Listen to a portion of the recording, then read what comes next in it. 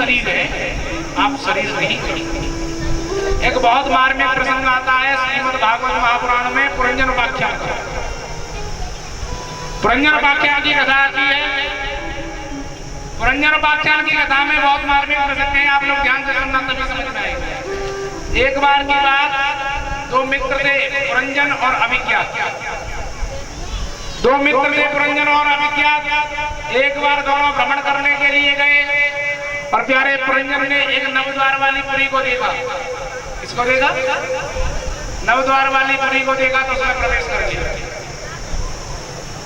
बाकी भी हरिलाल की क्या हो गया भैया? हाँ जी, क्या हो गया? ऐसे कैसे? जो तुम कहोगे वो हमको भी तो सुनना पड़ेगा। आप 4 दिन से हमारी सुन रहे हो, हमारा जो भी फर्ज बनता है कि हम आपकी सुने, बनता है कि नहीं? चलो सुन लेते हैं आपकी। बाकी भी हरिलाल ये डायरी को उठा रहे हैं बहुत देर से ऊपर की, इनकी भी सुन लेना भैया। समझ रहे हैं भैया? कथा जो चल रही है वो सबके सहयोग से चल रही है कि नहीं? और जब सबके सहयोग से चल रही है तो सहयोग भी सबको करना है, तन से, मन से और पति की जेब से निकाले हुए धन से, तीनों से करना है। समझ में आ रहा है? तो हमको इसमें सब लोगों को बढ़ चढ़ करके सहयोग करना है, क्योंकि कथा होती है तो उसमें खर्चा भी होता है। बिना पैसे के कार्यक्रम नहीं होते, बिना पैसे के कार्यक्रम कभी नहीं हो सकता। धन तो जरूरी है, क्योंकि ये टेंट वाला है ना, ये भी पैसा लेगा और लेगा पैसा ये साउंड वाला भी। और जब ये दोनों लेंगे, हाँ, लेगा फिर ये ऑर्गन वाला भी। पैसे सब लोग जीवन में याद रखो, पैसा बहुत जरूरी है और पैसे का सहयोग सबको करना है। और बाद में ज्यादा नहीं तो 2-2 पूरी की भी शायद व्यवस्था करोगे क्या? कथा के बाद भंडारा कर देंगे आप लोग?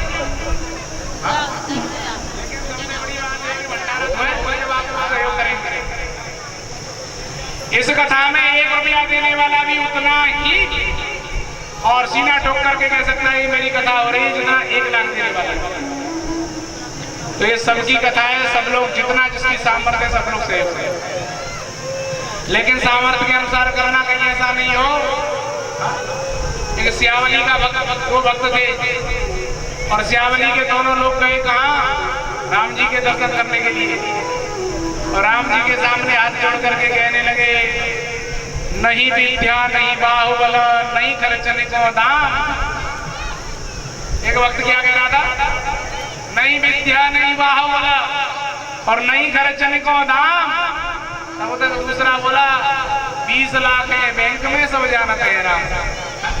परमात्मा को सब पता है तुम्हारी कितनी सामर्थ्य है, तो अपनी सामर्थ्य के अनुसार सब लोग सहयोग करो। और मैया, हाँ, आप ज्यादा नहीं, 5-5 हजार रुपए सहयोग करो, ठीक है? बाकी बिहारी लाल की सब लोग सहयोग करो। 2 दिन की बात और है, जिनको भी सहयोग करना है कल ले आओ। क्या ले आओ? कल ले आओ। बाकी बिहारी लाल की, हाँ जी, ठीक है? अब चर्चा नहीं करना, सब लोग करेंगे और जो नहीं करें हमको बताना, हम उनके घर जाएंगे, वो फिर कराएंगे। लेकिन इतना याद रखना, अगर हम कराए तो फिर रसीद 11,000 से कम नहीं कटेगी। अगर आपको कम करना हो तो पहले ही कर लो, और बाद में अगर नंबर आया तो 11,000 से कम रसीद नहीं कटेगी। बाकी बिहारी लाल की यज्ञपति जी, हाँ, क्या कह रहे हैं? यज्ञपति जी कह रहे हैं मैं तो यज्ञपति हूँ, 51 से कम थोड़ी कटवाऊंगा। हाँ, इतना बोल रहे? कोई बात नहीं, 51,000 तो बोल दिया तो बोल दिया, क्या फर्क पड़ता है? हाँ, बाकी बिहारी लाल की बड़े सेठ है, सारा जीवन मेहनत की है, उदाहरण पूरे करने का समय है। क्या साथ लेकर के जाना है? कफन में जेब थोड़ी होती है। आइए प्यारे कथा पर लौट करके लगा जोरदार जयकारा बांके बिहारी लाल की, आज के आनंद की। अब कोई बात नहीं करना मैया, ध्यान से सुनिए। एक बार दो मित्र थे, पुरंजन और अभिज्ञात, दोनों भ्रमण करने के लिए गए। एक बार पुरंजन ने एक नवद्वार वाली पुरी को देखा, उसमें प्रवेश कर दिया। वहां पुरंजनी को देखा, एक स्त्री को देखा, उसके साथ विवाह कर लिया। और विवाह करने के बाद में उस पुरंजनी की, उस नवद्वार वाली पुरी की रक्षा करने के लिए 10 सैनिक थे, एक सेनापति था।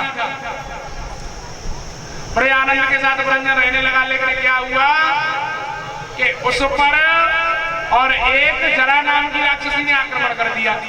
उस नवद्वार वाली पुरी पर पुरंजन मारा गया। और जरा नाम की राक्षसी अपने साथ में किसको लेकर के आई थी? चंडवेक को। जब मारा गया तो अगला जन्म मिला किसका? मरते समय याद रही अपनी पत्नी की अंतमति सोगति, अगला जन्म स्त्री का मिला। किसका मिला? और अगला जन्म जब स्त्री का मिला तो उस समय उसका विवाह कर दिया गया किसके साथ में? मलध्वज नाम के राजा के साथ। एक युद्ध में मलध्वज मारा गया। तो ये पुरंजन जब स्त्री बना था तो सती होने के लिए चल दिया।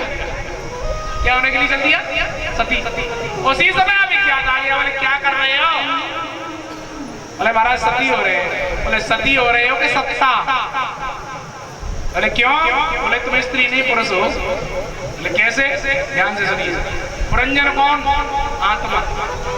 पुरंजन कौन? आत्मा। अभिज्ञात कौन? परमात्मा। कौन? ये दोनों मित्र थे, एक बार भ्रमण करने के लिए गए। पुरंजन ने एक नवद्वार वाली पुरी को देखा, यानी कि शरीर को देखा। इस शरीर में कितने द्वार हैं? 9 द्वार हैं। गिनिए, 2 कानों के, 2 आंखों के और 2 नाक के। कितने हो गए? 1 मुख का। कितने हो गए? 2 मलमूत्र के। कितने हो गए? इस नवद्वार वाली पुरी को देखा, आत्मा इसमें प्रवेश कर गई। पुरंजन ने यानी कि आत्मा ने वहां एक स्त्री को देखा, बुद्धि को देखा। हम तो पुरंजन वही करता है जो पुरंजनी कहती है, हम वही करते हैं जो हमारी बुद्धि कहती है। दिल जानता है कि ये काम गलत है, लेकिन हम बुद्धि की बात मानते हैं, दिल की बात नहीं मानते। हम जानते हैं कि पड़ोसी के खेत की मेड़ काट रहे हैं, गलत है, समझ रहे हो? और फिर सोचते हैं कि कोई बात नहीं, कोई नहीं देख रहा है, बुद्धि कहती है इस बात। अंत में क्या हुआ? मलध्वज नाम के राजा ने जरा नाम की राक्षसी ने आक्रमण कर दिया। किसने? जरा नाम की राक्षसी ने आक्रमण कर दिया।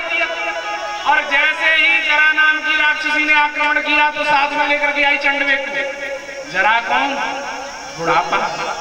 कौन? बुढ़ापा। और चंडवेक कौन? संवत्सर। एक बात याद रखना, बुढ़ापा जब आता है तो जीवन में ये भी याद रखना, बूढ़ा होना कोई नहीं चाहता, बूढ़ा तो होना पड़ता है। ऐसा यहाँ कोई है जो ये चाहता हो कि तो बूढ़ा हो जाए? कोई नहीं चाहता कि हम बूढ़े हो जाए। सब ये चाहते हैं कि कोई भी बूढ़ा ना हो। बूढ़ा होना कोई नहीं चाहता, बूढ़ा तो होना पड़ता है। कितने भी तेल साबुन से नहा लो, कितनी भी क्रीम लगा लो, दुनिया पड़ेंगी तो रचित जी पड़ेंगी। जवानी के दिन याद है, उस समय दौर एक अलग था। अब झुर्रियां पड़ेंगी और कितना भी श्रृंगार कर लो, झुर्रियां पड़ेंगी तो पड़ेंगी। बाकी बिहारी लाल की, आज के आनंद की।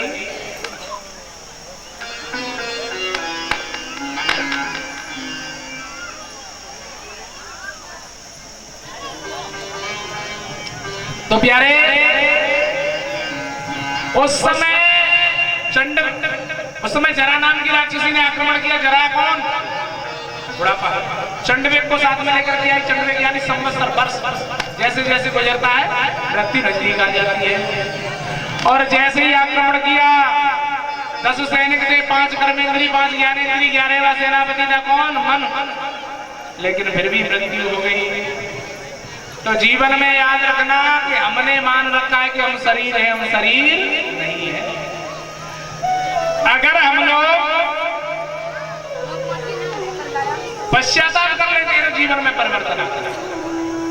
उत्तानपाद का चरित्र आप लोगों ने श्रवण किया। अब हम लोग सुनेंगे प्रियव्रत की कथा। इसकी आकुति, देवहूति, प्रसूति, प्रियव्रत और उत्तानपाद। हम लोग किसकी संतान है? संसार में सबसे पहले कौन था? ये आप कथा सुन रहे हैं। सबसे पहले संसार में कौन था? मैथुन सृष्टि में मनु और शत्रुघ्न। उनकी 5 संतान है, आकुति, देवहूति, प्रसूति, प्रियव्रत और उत्तानपाद। आपने आकुति की कथा सुनी, देवहूति की कथा सुनी, प्रसूति की कथा सुनी, उत्तानपाद की कथा सुनी, प्रियव्रत बची। हम किसकी संतान है? ध्यान से सुनो, प्रियव्रत का चरित्र अद्भुत है। प्रियव्रत जी महाराज के 10 पुत्र हुए, जिसमें से 3 महात्मा हो गए। कितने महात्मा हो गए? 3।